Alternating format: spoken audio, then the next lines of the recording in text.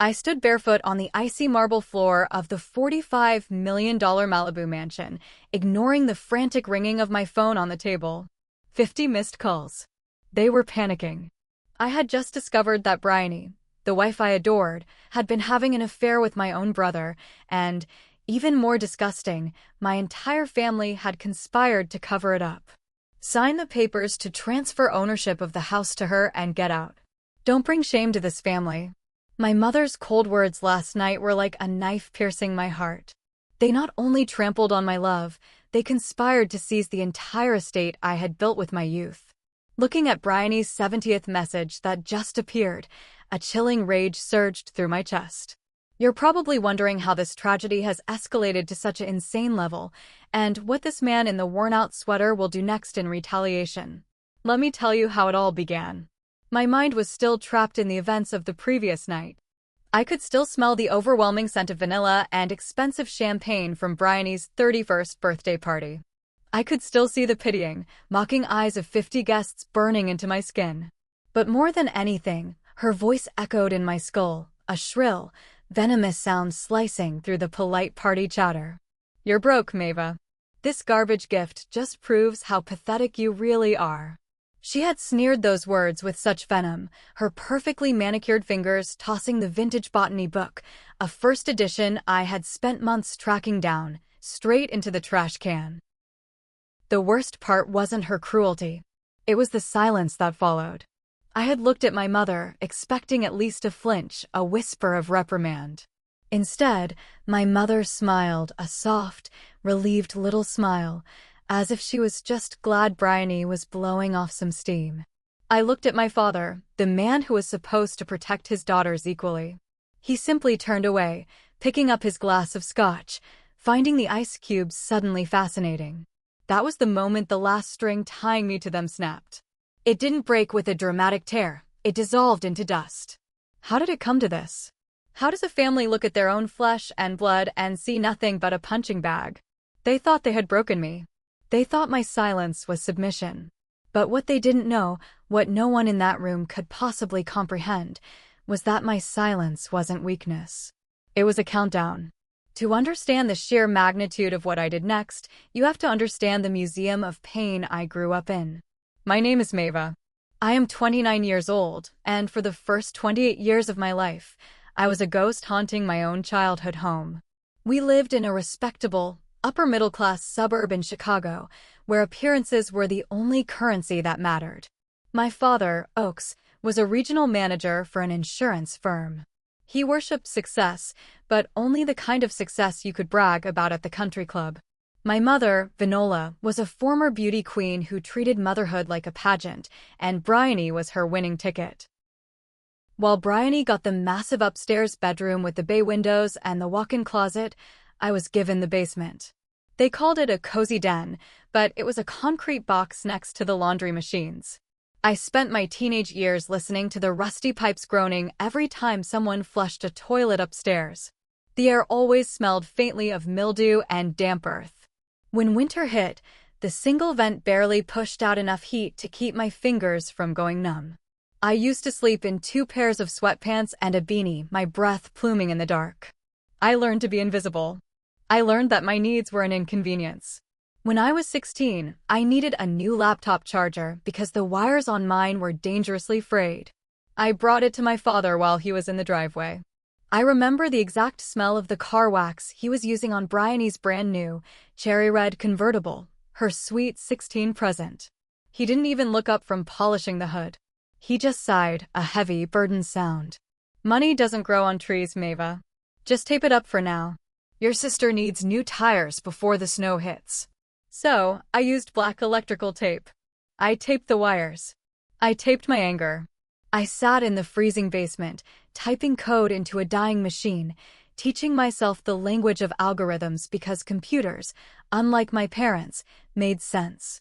If you put in the right input, you got the right output. There was no favoritism in code. But the defining moment, the exhibit in my museum of pain that truly set my heart in stone, happened when I was 18.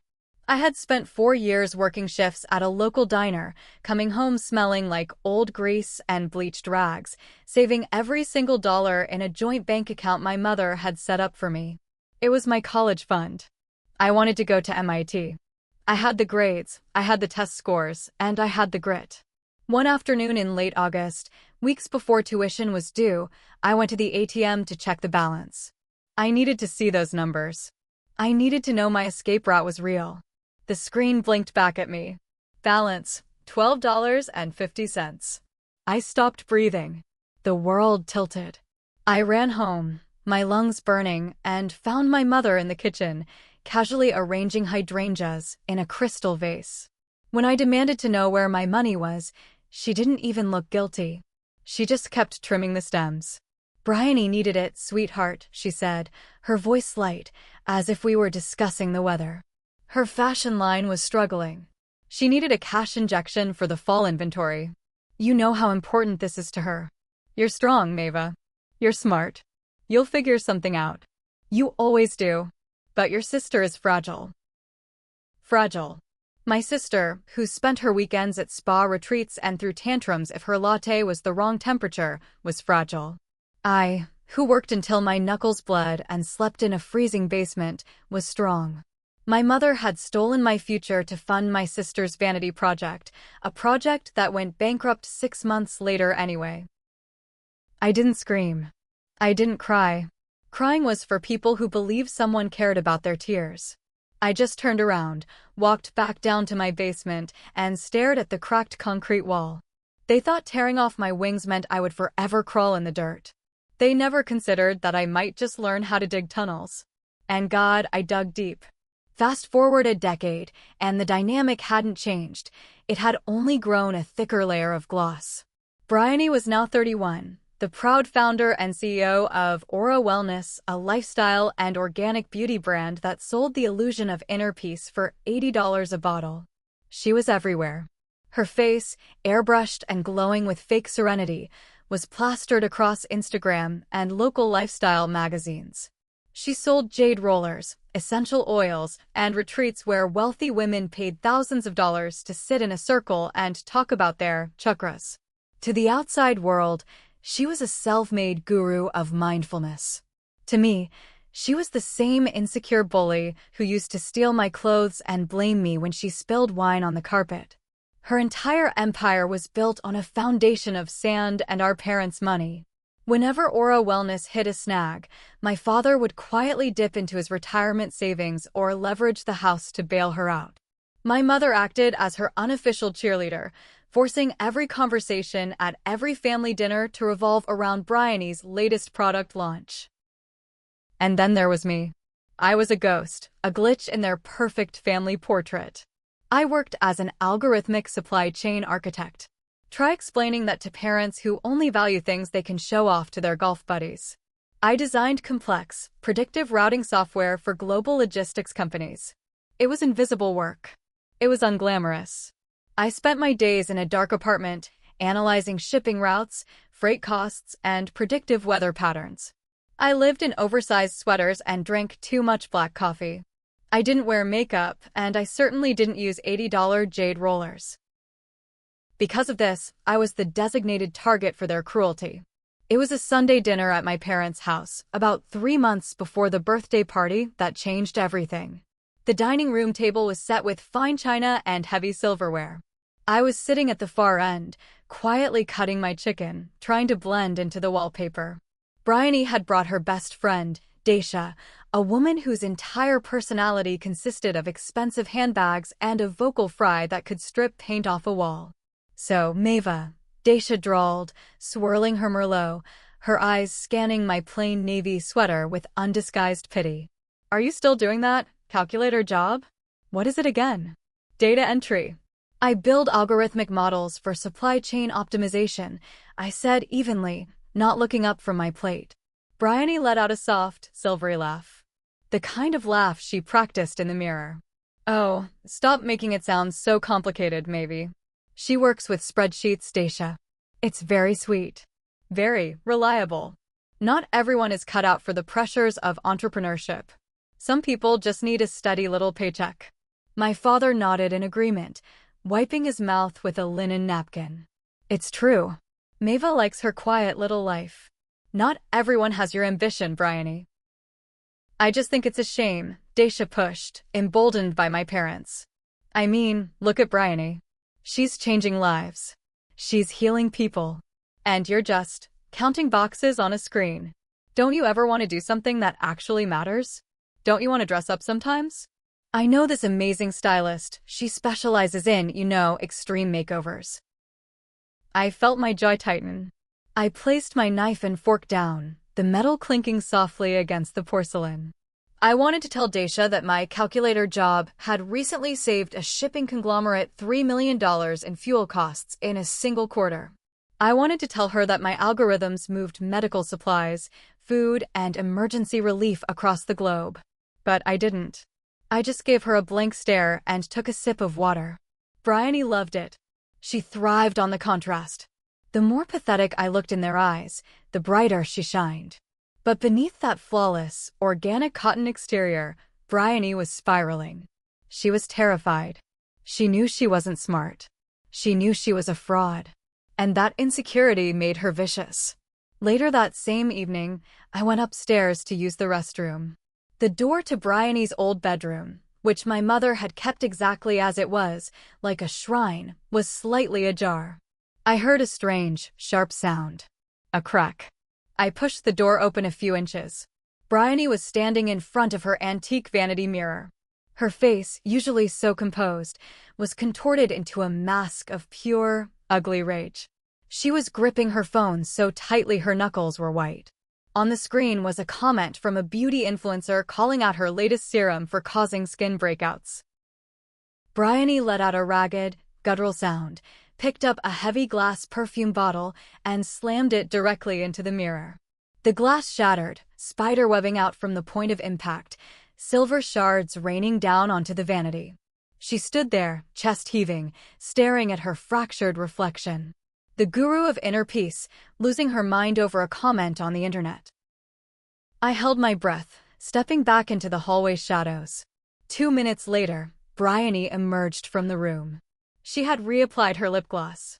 Her breathing was steady. She walked down the stairs, re-entering the dining room with a radiant, serene smile. Sorry about that, I heard her say to Daisha and my parents, her voice smooth like honey. Just had to reply to a beautiful message from a client. She said my retreat changed her soul. My parents beamed with pride. Daisha clapped her hands together. I stood in the dark hallway, listening to their laughter. The disconnect between the monster-smashing mirrors upstairs and the saint taking bows downstairs was dizzying. I realized then that Bryony didn't just hate me because I was different. She hated me because I didn't care about the game she was playing. I didn't care about the likes, the followers, or the fake smiles. My existence, my quiet, unbothered existence, was a constant reminder of how hollow her life truly was. She needed me to be a failure so she could feel like a success. But what she didn't know was that while she was busy building a castle out of Instagram filters and our father's debt, I had been building something real. The cracks in her perfect facade were already spreading, and she had no idea how hard the glass was going to fall. My retaliation wasn't born out of malice. It was born out of necessity. After the incident with my college fund, I realized that relying on anyone in my family was financial suicide. So, I learned to depend entirely on myself.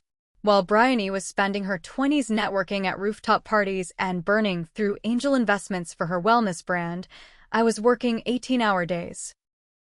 I lived in a studio apartment in a rough part of the city. My desk was a piece of plywood resting on 2 filing cabinets. I ate ramen noodles and instant oatmeal so often I forgot what fresh vegetables tasted like. During the day, I did my job at the logistics firm, keeping my head down, collecting my paycheck. But at night, from 8 in the evening until 3 in the morning, I was building my own software. I called it Ethernodes. It was an artificial intelligence platform designed to map the entire global supply chain in real time, predicting bottlenecks before they happened, analyzing geopolitical shifts, weather patterns, and port congestion. It was complex, elegant, and incredibly boring to anyone who wasn't in the industry. But to the people who moved the world's goods, it was magic. For 2 years, I coded in total isolation. I pitched it to venture capitalists through emails, hiding behind a corporate-sounding signature. Most ignored me. A few laughed at the idea that a 20-something woman working out of her bedroom could disrupt a multi-billion-dollar industry. And then I met Cashin. Cashin was an old-school angel investor. He didn't care about flashy presentations or organic beauty brands. He cared about numbers, efficiency, and cold, hard data. We met at a dive cafe in downtown Chicago on a freezing Tuesday morning. The heater in the cafe was broken, and we both sat in our winter coats. The air smelled of burnt coffee and wet wool. I opened my battered laptop and ran a simulation of Ether nodes for him. I didn't try to charm him. I just showed him the math. I showed him how my software could have predicted the Suez Canal blockage 3 days before it happened and rerouted ships to save billions. Cashin stared at the screen for a long time. His face was lined, weather-beaten, his eyes sharp behind thick glasses. He tapped his finger against the sticky wooden table. He didn't smile. He didn't offer me a compliment on my outfit. He just looked at me and said, "You hold the pulse of the entire shipping market in this little machine, don't you?" "Yes," I said, my voice steady, though my hands were shaking in my pockets. "You're hiding," he observed, leaning back. "Why?" "Because people look at me and see a data entry clerk," I told him honestly. "They see someone's quiet little sister. I need the code to speak for itself." Cashin nodded slowly. "The code is screaming, kid." I'm in. 3 weeks later, Cashin led a seed funding round that injected $2 million into Ether nodes. I remember the day the money hit the newly formed corporate account. I was sitting at my plywood desk. I refreshed the screen. The numbers appeared. $2 million. It wasn't my personal money, it was company capital, but it meant I was real. It meant I had a company. I had a future. I pressed my hands over my face, taking a deep, shuddering breath. For the first time in my life, I felt the heavy, suffocating weight of my family's low expectations lift off my chest. I was so overwhelmed with emotion that I made a mistake. A rare, stupid, human mistake. I wanted to share it. I packed up my laptop, took a deep breath, and took the train out to the suburbs. I walked up the driveway of my parents' house, my heart hammering against my ribs. I thought, maybe, just this once, things would be different. Maybe when I told them that someone believed in me enough to hand over $2 million, they would finally look at me the way they looked at Bryony. I didn't want their money. I just wanted them to be proud. I pushed the front door open. The house was loud. Music was playing, and the dining room was decorated with silver balloons. My mother was rushing back and forth from the kitchen, carrying trays of expensive hors d'oeuvres. My father was pouring champagne. And standing in the center of it all, wearing a designer dress that cost more than my entire wardrobe, was Bryony. She was holding up a glossy local lifestyle magazine. There she was on the cover, sitting in a lotus pose, smiling serenely. The headline read, "Oro Wellness, the local guru healing our city." "Oh, Mava, you're here," my mother chirped, thrusting a glass of cheap sparkling cider into my hand, saving the good champagne for the real guests. "Isn't it wonderful?" Bryony made the cover. "It's a huge day for the family. We're so proud of her," my father boomed, wrapping an arm around Bryony's shoulders. "This is what real success looks like. Building a brand. Making a name for yourself." Bryony smiled, sipping her champagne. She looked at me, her eyes drifting over my worn sneakers and my oversized coat. "Thanks, Dad. It takes a lot of hard work.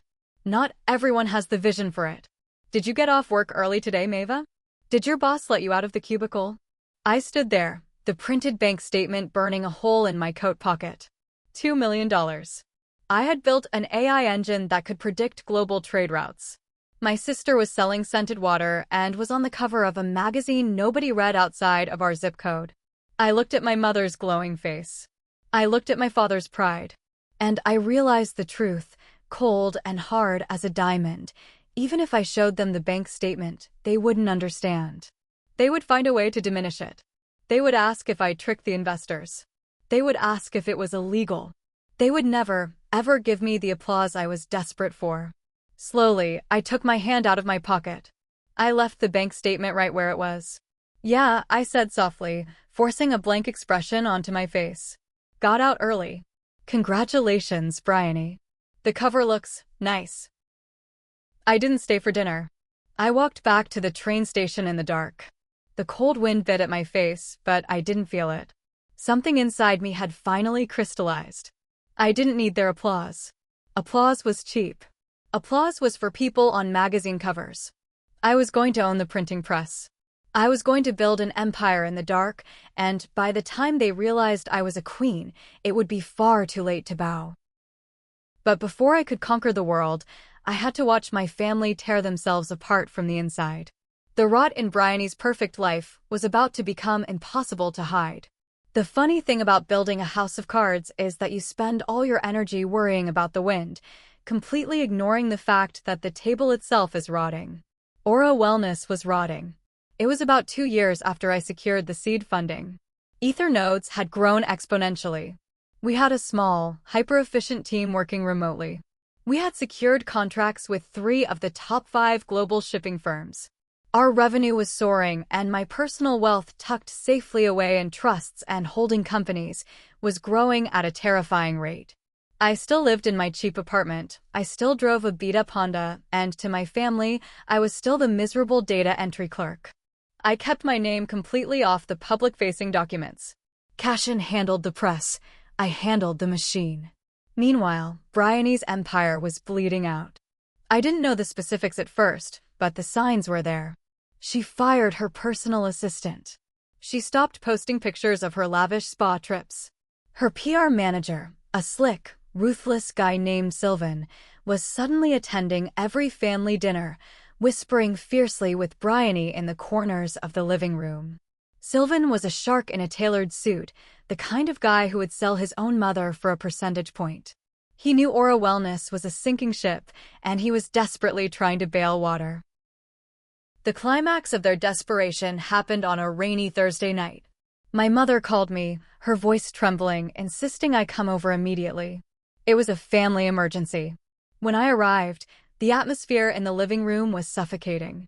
My father was pacing in front of the fireplace, his face pale and drawn. My mother was sitting on the sofa, clutching a tissue. Bryony sat in the armchair, looking uncharacteristically disheveled, her makeup smudged, staring at the floor. "Sit down, Maeva," my father commanded, not looking at me. I sat on the edge of the stiff armchair. "What's going on?" My father stopped pacing. He rubbed his temples. "Your sister. Aura Wellness has run into a slight cash flow problem. A minor delay in accounts receivable. The bank is being unreasonable about her line of credit. Sylvan says if we don't bridge the gap by the end of the month, suppliers might halt production." "Okay," I said, keeping my face perfectly neutral. "Why am I here?" My mother let out a dramatic sob. "Maeva, please don't be difficult. We need your help. We've already taken out a second mortgage on the house. Dad cashed out part of his 401k last year to help with the rebrand. We are tapped out." I blinked. A second mortgage? The 401k? They had risked their entire financial future for Bryony's vanity project. "We need you to take out a personal loan," my father said, finally looking at me. His eyes were hard, demanding. $50,000. You have a steady job. You've been there for years. Your credit score is excellent because you never buy anything. The bank will approve you. We'll pay the monthly premiums, of course. It's just to get Bryony through this rough patch." I stared at them. I couldn't comprehend the sheer audacity. They had stolen my $12 college fund to save her, and now they wanted me to chain myself to $50,000 of debt for a company that sold overpriced lotion. "No," I said flatly. The room went dead silent. Bryony's head snapped up, her eyes wide with shock. "Excuse me," my father growled, stepping toward me. I said no, I repeated, my voice calm, though my blood was boiling. "I am not taking out a $50,000 loan. I don't have that kind of money to throw away, and I am not ruining my credit for a business I have nothing to do with." My mother burst into fresh tears. "How can you be so selfish, Maeva? She is your sister. We are a family. I raised you to support each other. If Aura Wellness goes under, Bryony is ruined. We could lose the house. Do you want us to be homeless? You made the choice to remortgage the house, I said, my logic cutting through her hysterics like a knife. That was your financial decision. Bryony's business model is clearly failing. Throwing my credit down the drain won't fix a broken company. Bryony suddenly stood up, her face twisting into that familiar, ugly rage I had seen in the mirror reflection years ago. You bitch, she hissed. You jealous, bitter little bitch. You love this, don't you? You love seeing me struggle. You've always hated me because I'm doing something with my life while you sit in a dark room typing numbers. I don't hate you, Bryony, I said, standing up to face her. I just don't care enough to clean up your mess. I walked out the front door while my father yelled after me about disrespect and family loyalty. I drove back to my apartment, my hands gripping the steering wheel so tight they ached. They wanted to ruin me to save her. They would literally burn me alive to keep Bryony warm. When I got home, I couldn't sleep. My adrenaline was spiking. I sat down at my computer. I booted up Ethernodes. Aura Wellness was a private company, but the beauty of global supply chains is that nothing is truly private. If you know the name of a business, you can track its shipments. You can find its manufacturers, its freight forwarders, its customs declarations. I typed Aura Wellness LLC into my master terminal. The AI went to work, crawling through international shipping manifests and bill of lading databases. 15 seconds later, the results populated on my screen. I leaned in, my eyes scanning the data. Bryony had always marketed her products as 100% organic, locally sourced, cruelty-free. She charged a premium for the ethical purity of her brand. But the shipping routes told a completely different story. Aura Wellness wasn't sourcing local, organic ingredients. The data showed massive, regular shipments arriving at the port of Long Beach from a massive industrial chemical manufacturer in a region notorious for zero environmental regulations. I ran a cross-reference on the manufacturer. The factory was currently under investigation by international labor watchdogs for severe worker exploitation and toxic waste dumping. Bryony was buying cheap, toxic, chemically synthesized sludge, slapping a green leaf logo on it, and selling it to wealthy women as organic miracles. I sat back in my chair, the blue light of the monitors washing over my face in the dark room. A cold, terrifying sense of power settled in my stomach. I had the loaded gun of truth in my hands. The hypocrisy was staggering. The fraud was illegal. If this data got out, it wouldn't just be a cash flow problem. It would be the end of Aura Wellness. It would mean federal investigations, class action lawsuits, total annihilation. I could have leaked it right then. I could have sent an anonymous tip to a journalist. But I didn't. I wasn't ready to pull the trigger. I wanted to see how far she would push me. I wanted to wait until the stage was set, until the audience was watching, until the fall would be absolute. I closed the laptop. The countdown was ticking faster now. And Bryony's birthday party was only a week away. The invitation to Bryony's 31st birthday party arrived in my mailbox on thick, cream-colored cardstock with embossed gold lettering. It was a masterclass in denial. The company was drowning, the bank was threatening foreclosure on my parents' home, and Bryony was throwing a party that easily cost $20,000. She had rented out the conservatory of a historic botanical garden downtown. I didn't want to go. Every instinct told me to stay in my apartment, order takeout, and continue building my empire. But I went. I went because I knew it would be a spectacle, and a dark, twisted part of me needed to see how long she could keep dancing on the deck of the Titanic. I wore a simple black dress, nothing flashy, just clean and appropriate. For her gift, I had actually put in effort. A few months ago, before the loan disaster, I had found a first edition, beautifully bound book on rare North American botany in a dusty antique shop. Bryony used to love looking at flower encyclopedias when we were kids, before she realized she could monetize them. It cost me $400, but I thought maybe, just maybe, it would remind her of a time when we weren't at war. I arrived at the conservatory at 8. It was a glass palace dripping with exotic orchids and fairy lights. A string quartet played softly in the corner. Waiters in sharp vests circulated with trays of truffle risotto bites and vintage champagne. There were about 50 guests, mostly Bryony's influencer friends, local minor celebrities, investors she was trying to woo, and, of course, my parents, who were dressed to the nines, playing the role of the proud creators of this magnificent creature. Sylvan, the PR manager, was hovering near the bar, looking like he was one bad news alert away from a heart attack. He kept checking his phone, his jaw tight. Bryony was holding court near a massive fountain. She wore a stunning emerald green gown that caught the light with every movement. She looked flawless. She looked completely relaxed. You would never guess she was a fraud selling toxic sludge while her parents faced bankruptcy. I grabbed a glass of sparkling water and stood near the back, observing. The evening progressed with toasts and laughter. Then came the gift opening. Usually, adults don't open gifts in front of a crowd at a cocktail party, but Bryony loved an audience. She sat on a velvet chair in the center of the room, her guests forming a loose circle around her. My parents stood right behind her, beaming. She opened boxes from luxury brands, silk scarves, expensive perfumes, a weekend getaway voucher from Daisha. She cooed and thanked everyone, her voice dripping with artificial sweetness. Then, she picked up my gift. It was wrapped in plain brown paper with a simple twine ribbon. It looked jarringly modest next to the glossy designer bags. "Oh, this must be from Maeva," Bryony said, a tiny smirk playing on her lips. The room quieted down just a fraction. Daisha nudged the person next to her, ready for the show. Bryony pulled the twine. She tore the paper. She pulled out the heavy, faded green book. She stared at it. The Flora of North America, 1892. For a second, I saw a flicker of something real in her eyes. A memory.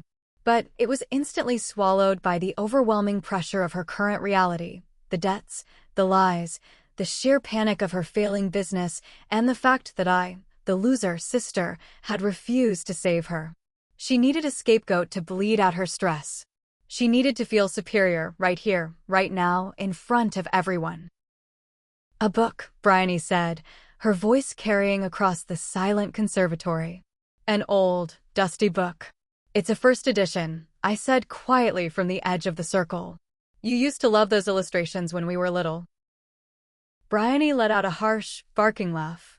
It wasn't her practiced, silvery chuckle. It was an ugly sound.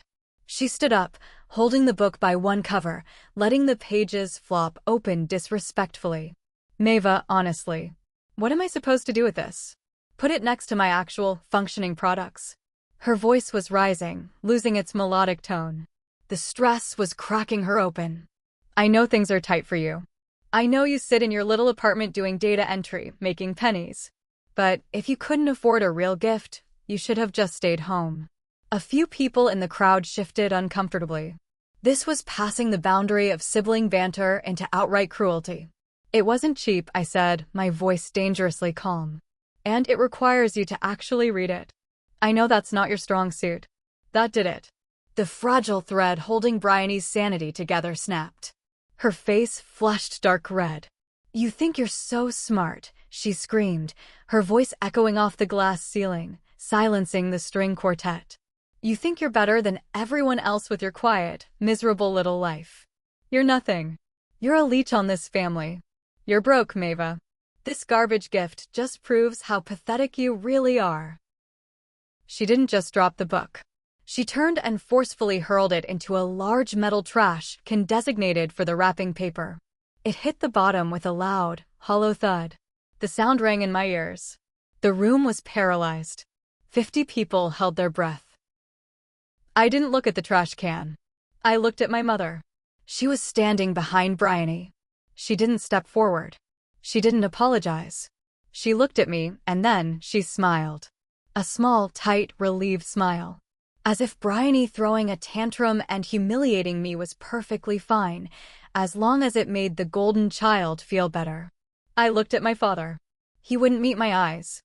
He turned his head, inspecting a fern in the corner, taking a slow sip of his drink. He was letting it happen. Again.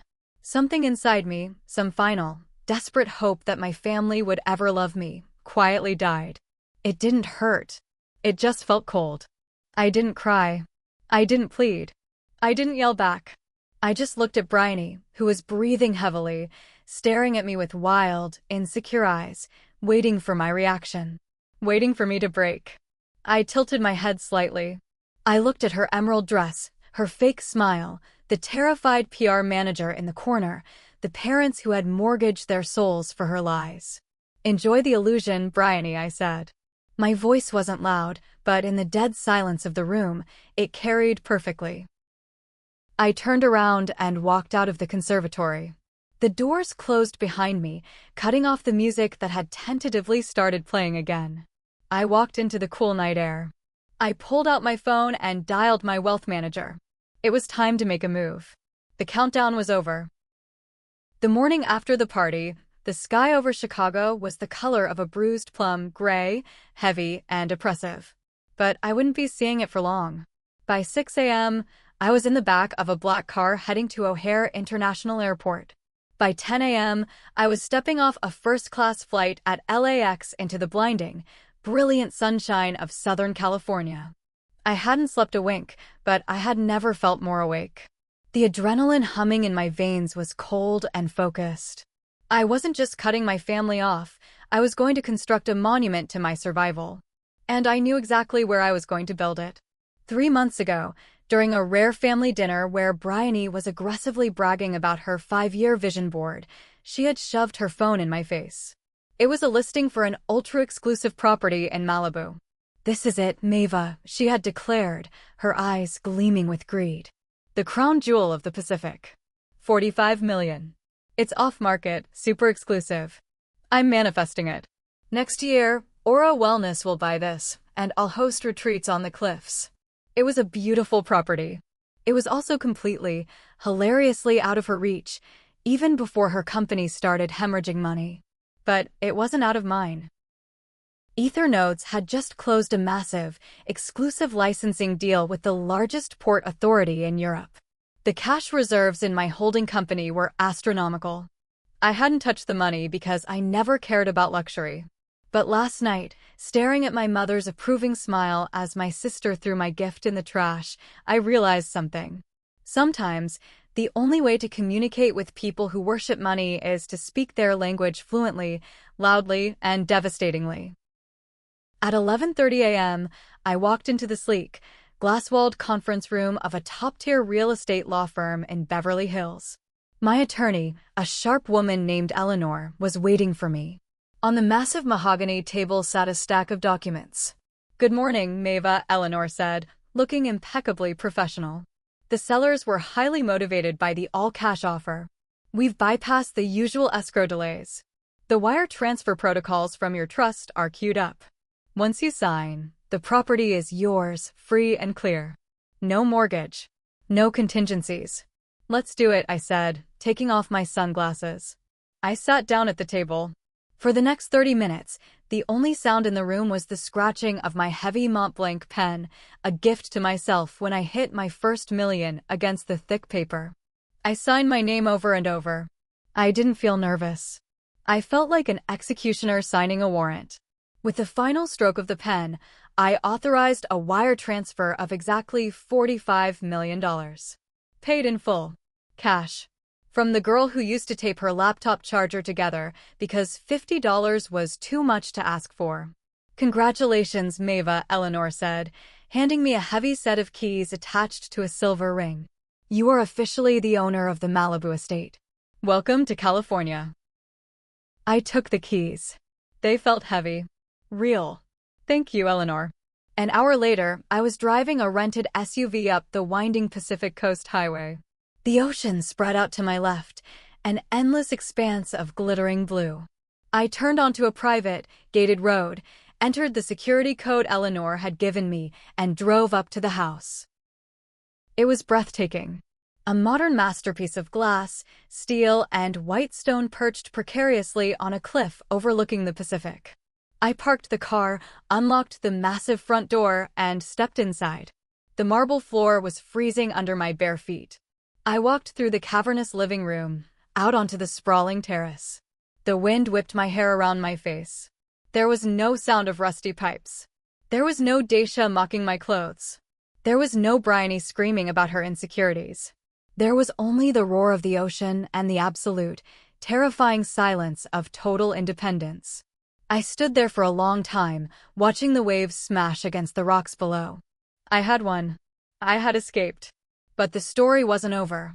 Because I wasn't just going to disappear quietly into the sunset. The trap I had set with the shipping data was still waiting to be sprung. My phone vibrated in my pocket. I pulled it out. It wasn't my mother. It wasn't Bryony. It was an email.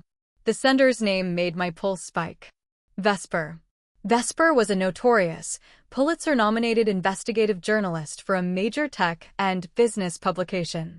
She was the apex predator of corporate fraud. Cashin had warned me that she had been sniffing around Ethernodes, trying to unmask the anonymous architect behind the software that was quietly eating the global logistics market. I opened the email. It was short, sharp, and terrifyingly precise. Subject: The Ghost in the Machine and the Toxic Guru. Maeva Callahan. I know you built Ethernodes. I also know your sister is the CEO of Aura Wellness. I've been tracking supply chain anomalies. Your algorithm is flawless, but your sister's shipping manifests are a disaster. She's buying chemical waste from a sanctioned factory. I am running a massive expose on Sunday. I can either write that you are complicit in her fraud, or we can talk. You have 24 hours. Vesper. I stared at the screen. The wind howled around me. The game had just escalated beyond family drama. This was nuclear. My sister had publicly humiliated me, thrown me away like garbage. Now, a journalist was holding the match that could burn her fake empire to the ground and offering me the gasoline. I didn't panic. I smiled. A slow, cold smile that felt foreign on my face. I typed my reply, "Call me." The phone rang almost instantly. The trap was set. The storm was coming. And my family, sitting comfortably in their house of cards back in Chicago, had absolutely no idea what was about to hit them. Thank you for listening to the first half of this journey. If you followed along this far and felt the frustration and the impending plot twist, please comment, "I'm Win" below. This is our private symbol, and I will like and reply to any comment containing the keyword "I'm Win." The silence has ended, making way for the storm to come. See you in the next part. The voice on the other end of the line was crisp, sharp, and stripped of any pleasantries. Vesper did not waste time with introductions. She spoke with the rapid cadence of a woman who is used to cutting through corporate spin and extracting the marrow of a story. I stood on the expansive terrace of my Malibu estate, the ocean breeze whipping my hair across my face, holding the phone to my ear. The sun was fully up now, casting brilliant diamonds of light across the Pacific. It was a perfect, pristine morning, the kind of morning that belonged to the untouchable. But the conversation I was having was rooted in the dirt. Vesper told me exactly what she knew. She had spent the last 4 months tracking down the shadow architect behind Ethernodes. My software was disrupting the global logistics market too effectively to remain hidden forever. She had traced the patent filings, untangled the shell companies, and found my name buried in the legal fine print. She was a brilliant journalist, and I respected her tenacity. But then she dropped the second part of her investigation. While tracking my background, she naturally looked into my immediate family. That was when she stumbled onto Aura Wellness and its catastrophic supply chain. She offered me a choice. She could run the story framing me as a complicit tech billionaire who sat by while her sister sold chemical waste disguised as organic skincare. Or I could go on the record, confirm my identity as the CEO of Ethernodes, and provide her with the definitive, irrefutable data exports proving Bryony was knowingly sourcing from a sanctioned, toxic factory overseas. I did not hesitate. I told her I would give her the data. I told her I wanted my name on the record. But I had one condition. She had to wait exactly 48 hours to publish the piece. I needed the ink on my real estate deed to dry, and I needed my sister to feel safe for just a little bit longer. Vesper agreed. The scoop was too massive to pass up. Meanwhile, back in Chicago, the stench of blood was already in the water, and the sharks were circling Bryony. Through Cashin, My angel investor and trusted confidant, I kept tabs on the crumbling facade of Aura Wellness. Cashin had friends in local financial circles, and the word on the street was disastrous. Suppliers were threatening to cut Bryony off. The bank was circling my parents' second mortgage like vultures. Sylvan, Bryony's ruthless public relations manager, was going into overdrive. He was a master of the PR spin, a man who thrived on manipulating narratives. He knew the company was on the verge of bankruptcy, and he knew they needed a scapegoat. I was the perfect target. Less than 24 hours after I walked out of her birthday party, Bryony took to Instagram. She went live to her 2 million followers. I watched the broadcast on my laptop, sitting at my sleek quartz kitchen island, a cup of black coffee in my hand. Bryony was sitting on her living room floor, wearing an oversized, neutral-toned sweater meant to make her look vulnerable and relatable. Her makeup was expertly applied to mimic the appearance of someone who had been crying for hours, red-rimmed eyes, pale skin, trembling lips. It was a masterclass in manipulation. She looked directly into the camera and began to weave a narrative so twisted, so entirely divorced from reality, that I actually let out a dry laugh. She told her followers that her family was going through a dark, painful ordeal. She claimed that she was the victim of a vicious extortion attempt by a disgruntled, estranged family member. She never used my name, but she painted a picture of a jealous, bitter sister who had been financially draining their elderly parents for years. She said this sister was now demanding a massive payout, threatening to spread malicious lies about the ethical sourcing of Aura Wellness products to destroy her reputation. I have always believed in the power of light, Bryony whispered to the camera, her voice breaking perfectly on cue. But sometimes, the darkness comes from the people who share your blood. I am refusing to be blackmailed. I am standing in my truth. Aura Wellness is pure, it is ethical, and I will not let toxic family members tear down what we have built. It was textbook gaslighting, amplified to an audience of millions. She was laying the groundwork to discredit any future leaks about her supply chain. She was playing the ultimate victim card, using the empathy of her followers as a shield against her own fraud. My phone buzzed. It was a text from Daisha, Bryony's loyal flying monkey. It read, "You are a monster. How could you try to extort your own family? You deserve to rot alone in your miserable little life." I deleted the text. I didn't feel anger. I didn't feel the familiar, crushing weight of family betrayal. That version of me, the girl who cried in the basement, the girl who craved their validation, was dead. I picked up my phone and drafted an email to Vesper.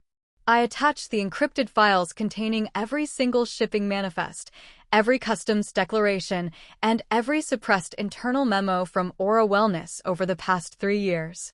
The data was undeniable.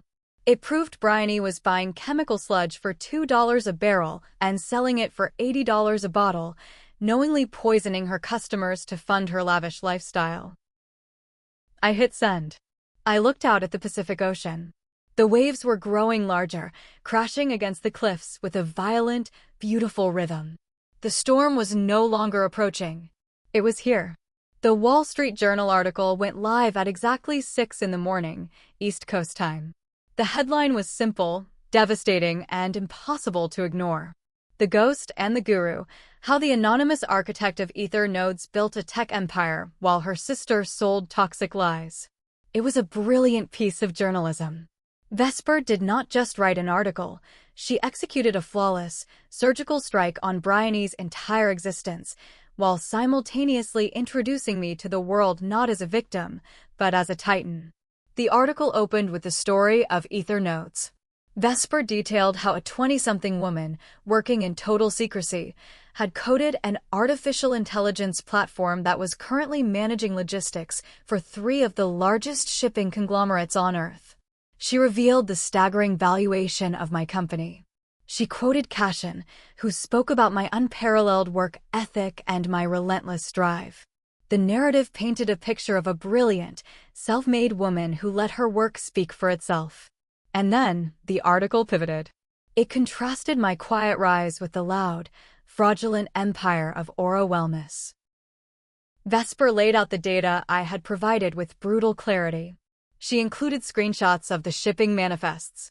She traced the supply chain from the pristine, minimalist shelves of high-end boutiques straight back to a sprawling, unregulated chemical plant spewing toxic runoff into a river halfway across the world. She interviewed a whistleblower from the factory. She interviewed a dermatologist who confirmed the harsh chemicals present in the organic serums. The internet did what the internet does best. It erupted. Within 2 hours, the story was the #1 trending topic across every major social media platform. The juxtaposition was too cinematic for the public to resist. The brilliant, hidden billionaire sister versus the scam artist wellness guru. It was the ultimate family drama played out on a global stage. But the true humiliation, the fatal blow that shattered Bryony's carefully curated reality, came from an unexpected source. Someone in the real estate world, eager for a few minutes of online fame, leaked a redacted snippet of my property closing documents to a popular celebrity gossip blog. The blog posted it alongside the Wall Street Journal article. There it was, in black and white. A wire transfer receipt for a $45 million estate in Malibu. The buyer's name was blurred, but the timing and the context made it undeniable. And then, the internet sleuths went to work. They dug into Bryony's past content. They found the video she had posted 3 months prior, the one where she stood in front of the exact same Malibu estate, pointing at the gates, declaring to her followers that she was manifesting the property and would own it within 5 years. The irony was suffocating. The sister she had mocked, the sister she had called a broke leech, had walked in and bought her dream house in cash. It did not stop there. The universe has a funny way of balancing the scales, and that morning, the scales tipped so hard they broke the table. A guest from Bryony's birthday party, someone who was likely sick of her arrogance or simply wanted the clout, anonymously uploaded a video to a massive forum. It was recorded on a smartphone, the footage slightly shaky, but the audio was crystal clear. It was the moment of the gift exchange. The video showed me handing Bryony the vintage botany book. It showed Bryony's face twisting into a sneer. It captured her voice, echoing through the conservatory, dripping with venom. "You're broke, Mava. This garbage gift just proves how pathetic you really are." It showed her throwing the book into the trash. And crucially, it showed my parents in the background. It showed my mother smiling. It showed my father turning away. The video went viral within minutes. It was the ultimate catalyst. People were enraged. They saw the sheer, unadulterated cruelty of a toxic family dynamic. The comments were a tidal wave of disgust. They ripped into Bryony for her arrogance. They ripped into my parents for their complicit cruelty. The public narrative shifted instantly. Bryony was no longer the victim of a jealous extortionist. She was a spoiled, fraudulent bully who had abused a genius. I sat on my terrace, scrolling through the feed. I watched the video of myself walking out of that party. I looked so calm in the footage, my shoulders back, my head held high. I remembered feeling so cold in that moment, so detached from the people who were supposed to love me. Now, sitting in the warm California sun, surrounded by $45 million of stone and glass that I had earned with my own 2 hands, I felt a profound sense of peace. The world saw them for what they were. The mask was ripped off. The Museum of Pain was open for public tours, and the reviews were scathing. But a cornered animal is the most dangerous, and Bryony was about to make her final, fatal mistake. Panic is a terrible strategist. It makes you loud when you should be quiet, and it makes you fight when you should surrender. Bryony, drowning in the public backlash, chose to fight. At noon, Sylvan organized an emergency press conference outside the Aura Wellness flagship store in downtown Chicago. It was a desperate attempt to regain control of the narrative, to spin the catastrophic Wall Street Journal article as a targeted smear campaign. I watched the live stream on my massive living room television. The audio was terrible, filled with the sounds of city traffic and shouting reporters. Bryony stepped up to the podium. She looked haggard, the stress finally bleeding through her heavy makeup. Her hands gripped the edges of the wooden stand so tightly her knuckles were stark white.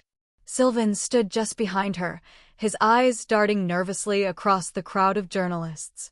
The allegations published this morning are a coordinated attack on my character and my company, Bryony began, her voice shaking, trying to project a righteous indignation that she simply did not possess. The shipping manifests have been doctored. The whistleblower is a disgruntled former employee looking for a payout. Aura Wellness is built on integrity.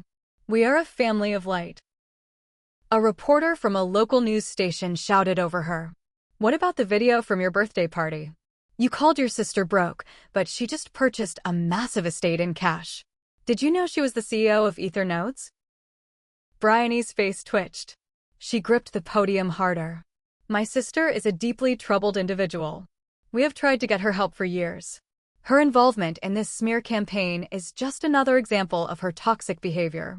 She is trying to destroy what I have built because she is incapable of building anything meaningful herself. She was doubling down. She was standing in front of the world, bleeding out from 1,000 cuts, and she was still trying to convince everyone she was the victor. It was pathetic, but it was also infuriating. She still thought she could manipulate reality with a few buzzwords and a fake smile. She needed a reality check. She needed a power move so definitive, so absolute, that it would shatter her delusions permanently. And that move came from Leander. Leander was a self-made billionaire, a titan in the global retail space. He owned thousands of massive department stores and wellness boutiques across 3 continents. For the past 2 years, Bryony had been desperately trying to secure a distribution deal with his empire. A contract with Leander's company would have saved Aura Wellness from bankruptcy and elevated Bryony to the upper echelon of the beauty industry. She had sent him gift baskets, attended his charity galas, and basically begged for a meeting. Leander was known as the justice outsider in the corporate world. He despised fraud, he hated nepotism, and he valued hard data above all else. 10 minutes into Bryony's disastrous press conference, Leander sent out a single message on his massive social media platform. The tweet read, "Just finished reading the Wall Street Journal piece. Fraud has no place in the wellness industry. Effective immediately, my company is severing all ties and ongoing negotiations with Aura Wellness. On a brighter note, we just signed a 10-year exclusive logistics contract with Ether Nodes. Data never lies. Brilliance should be rewarded. Looking forward to working with you, Maeva Callahan." #Team Maeva. The impact was instantaneous. I watched the live stream as a reporter in the front row looked down at his phone, his eyes widening. He raised his hand and shouted, cutting Bryony off mid-sentence. "Bryony, Leander just announced he is dropping all negotiations with Aura Wellness and has signed a 10-year deal with your sister's company. Do you have a comment?" The color drained from Bryony's face. It was as if someone had pulled a plug and let all the blood rush out of her body. She stared at the reporter, her mouth opening and closing, but no sound came out. The illusion of control she had been clinging to evaporated in real time. She looked back at Sylvan, desperation blazing in her eyes. Sylvan looked at his phone, read the tweet, and his expression hardened into something cold and professional. He didn't offer her a reassuring nod. He didn't step forward to protect her. He stepped back, physically distancing himself from the sinking ship. "No further questions," Sylvan said loudly to the crowd, grabbing Bryony by the elbow and practically dragging her away from the podium and back into the store. The live stream cut out, returning to a studio anchor. I leaned back against the plush fabric of my sofa, taking a slow, deep breath. The silence in my house was profound. It was the silence of victory. Leander's tweet was the death knell. Within an hour, 3 other major retail partners issued statements pulling Aura Wellness products from their shelves, citing the ongoing investigation into their supply chain. 2 major investors filed emergency injunctions to freeze the company's assets. The empire of sand was crumbling, washed away by the relentless tide of truth. And the architects of my misery were about to find themselves buried in the rubble. The fallout was swift, brutal, and entirely deserved. By the end of the week, the name Callahan was famous, but not in the way my parents had ever dreamed. It was synonymous with corporate fraud and toxic family dynamics. I didn't need to be in Chicago to know exactly how the castle was crumbling. The internet provided a front-row seat, and cash-in filled in the blanks. Aura Wellness was effectively dead. The state attorney general's office announced a formal investigation into consumer fraud and environmental violations. The bank, seeing the public relations nightmare and the frozen assets, officially initiated foreclosure proceedings on my parents' home. The second mortgage they had taken out to save Bryony's fraudulent business was now the anchor dragging them underwater. The stress cracked my father's carefully maintained facade. For a man who cared only about appearances and country club status, becoming a public pariah was a fate worse than death. 2 days after the press conference, he collapsed in his office. It was a minor heart episode brought on by severe stress and panic. He was rushed to the hospital, surviving, but forced to face the reality of his ruined reputation from a sterile hospital bed. The medical bills would only add to their crushing debt. My mother, the enabler, the woman who had smiled while her golden child humiliated me, was now trapped in a nightmare of her own making. She spent her days fielding calls from angry creditors and avoiding the pitying stares of her neighbors. The country club suspended their membership pending the fraud investigation. She was isolated, watching the life she had sacrificed my future to build vanish into thin air. And then there was Bryony. According to an anonymous leak from someone inside her shrinking inner circle, most likely Daisha, who abandoned ship the second the luxury perks dried up, Bryony had suffered a complete psychological breakdown. She barricaded herself inside her rented luxury penthouse, which she was months behind on paying for. She smashed her phone, destroyed her laptops, and threw hundreds of bottles of her toxic serums off her balcony, screaming at the city below. The golden child was realizing that without the gold, she was just an empty, terrifyingly insecure shell. But the final nail in her coffin was hammered in by her own attack dog. Sylvan, the PR shark who had orchestrated the vicious gaslighting campaign against me, realized that his reputation was tethered to a sinking anchor. He did what sharks do best: he severed the line. On Friday morning, Sylvan's legal team filed a massive, very public lawsuit against Bryony and Aura Wellness. He was suing for $2.5 million in unpaid consulting fees, breach of contract, and intentional infliction of emotional distress. He claimed Bryony had lied to him about the supply chain and forced him to promote a fraudulent narrative. It was poetic justice. The man she had hired to destroy my reputation was now legally binding her to absolute financial ruin. She owed millions to investors, she owed the bank, and now she owed the man who knew all of her dirtiest secrets. I sat at my dining table in Malibu, reviewing the quarterly projections for Ether nodes. The numbers were astronomical. The contract with Leander's empire had skyrocketed our valuation. I was richer, more secure, and more powerful than I had ever been. My phone, resting on the table next to my laptop, had been silent for days. I had changed my number shortly after the Wall Street Journal article dropped, giving the new contact information only to Cashin, Eleanor, and a few key executives. I had locked my family out of my life, both physically and digitally. I did not want their apologies, because I knew they would only be apologizing for getting caught. I did not want their tears, because they had never cared about mine.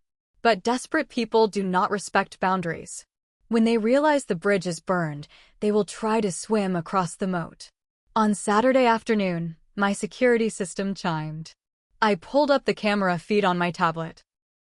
At the massive, reinforced steel gates at the bottom of my private driveway, a cheap, rented sedan was idling.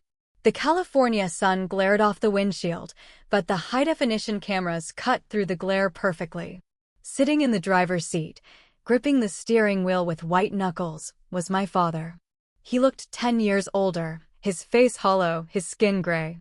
Sitting in the passenger seat, wearing a wrinkled dress and looking utterly frantic, was my mother. They had flown across the country. They had tracked down my address. They had come to the gates of the kingdom they tried to burn down, looking for salvation. I stared at the screen, feeling a cold, heavy calm settle over me. The final confrontation was here. I watched the security feed as my father rolled down the window of the rented sedan and pressed the intercom button on the stone pillar outside my gate. A sharp buzz echoed in my kitchen. I pressed the corresponding button on my tablet to open the audio channel, but I did not turn on the two-way speaker. I just listened. Mava, my father's voice crackled through the speaker. It was a broken, reedy sound, entirely devoid of the booming authority he used to wield over me. Mava, please. It's Dad. We know you're in there. Please, just open the gate. We need to talk to you. We are family.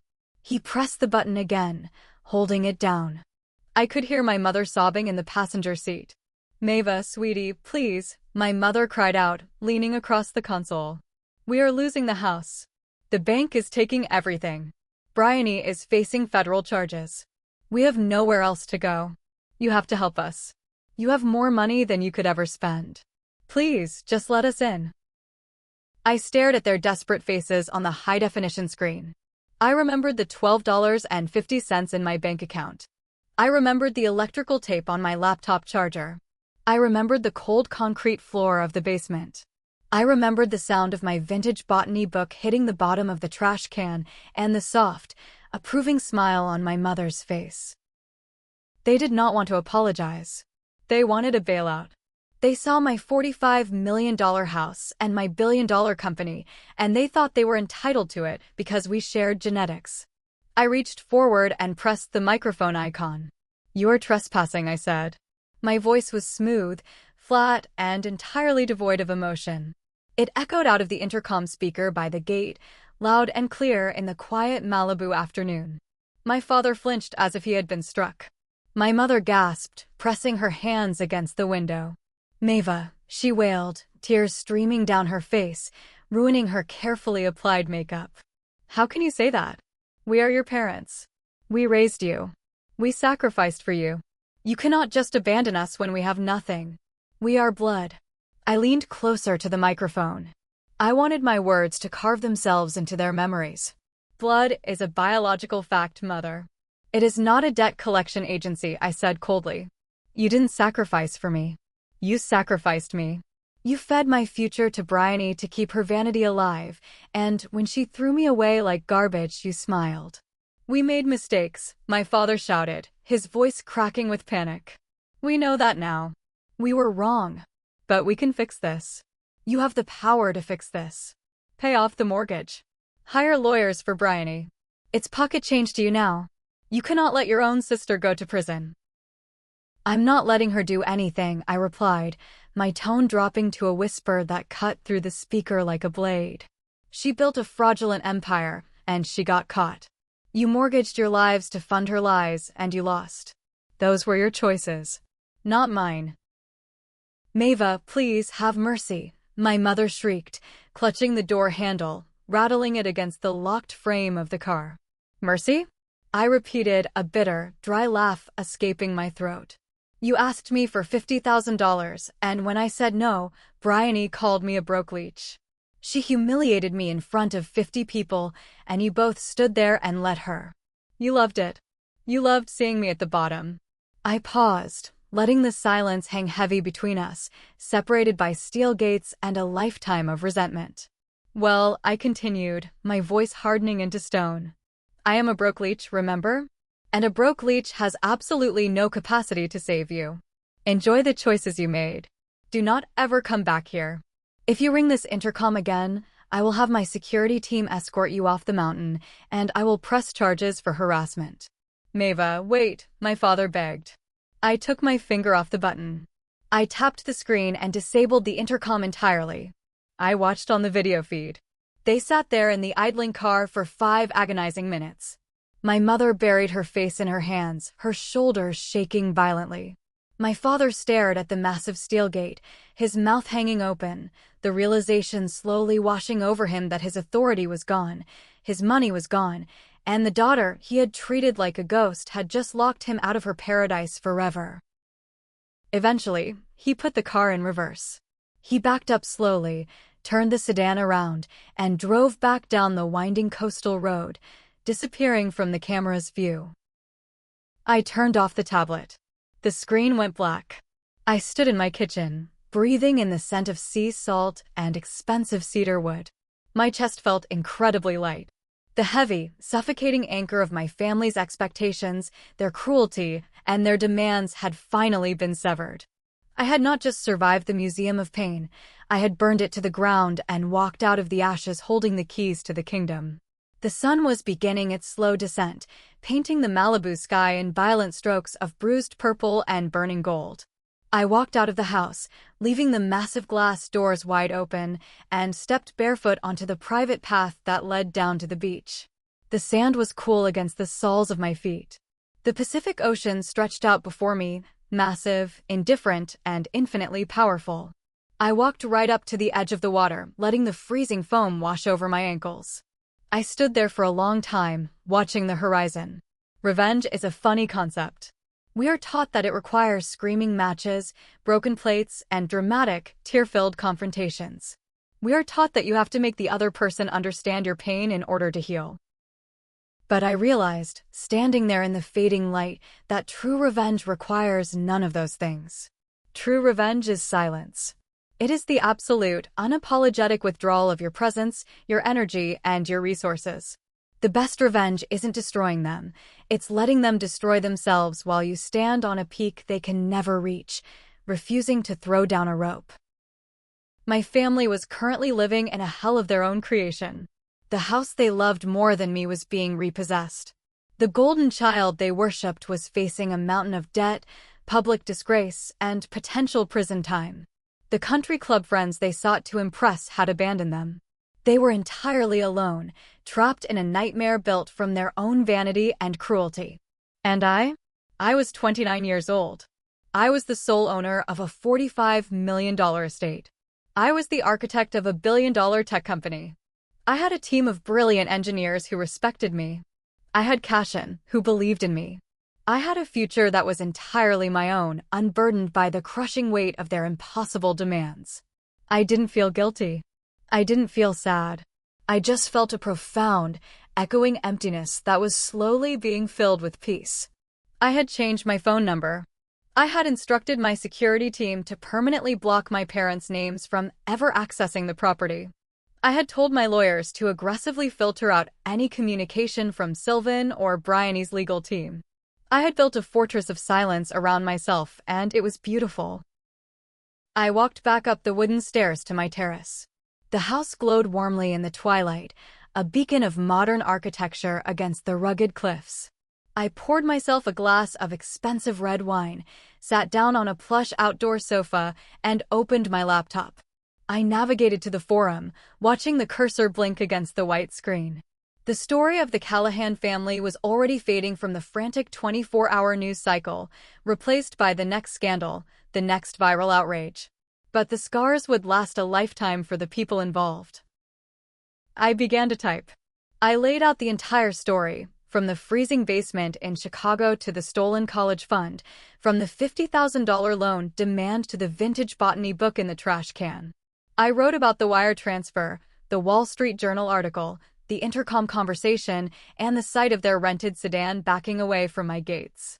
I poured every ounce of my experience into the text, stripping away the corporate jargon and focusing entirely on the raw, bleeding reality of surviving a toxic family.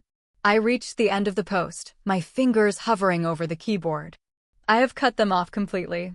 I have changed my number, secured my borders, and left them to suffocate in the ash of the fire they started. My extended family, the few who still dare to reach out through Cashin, have called me a monster. They say I am cold-blooded.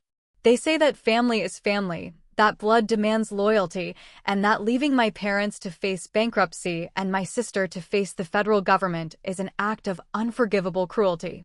They tell me I should use a fraction of my wealth to bail them out, just to prove I am the bigger person.